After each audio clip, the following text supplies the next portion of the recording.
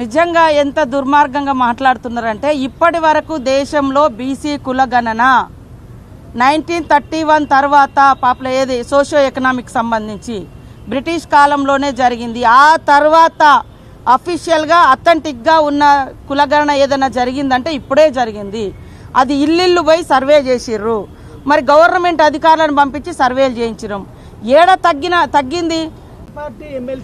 ఇక మా పార్టీ కాదా ఆయన డిసైడ్ చేసుకోవాలి. ఇప్పుడు నా బాధ, ఎందుకంటే నేను కూడా మల్లన్న కోసం చాలా కష్టపడ్డాం, పనిచేసినాం. పార్టీలో మాట్లాడాలనుకున్నప్పుడు పార్టీ లైన్లో ఉండాలి. లేదా మీకు డౌట్స్ ఉంటే ఇది ఎట్లా చేసినామని ఆయనని కూడా 2-3 మీటింగ్లో పిలిచినాం.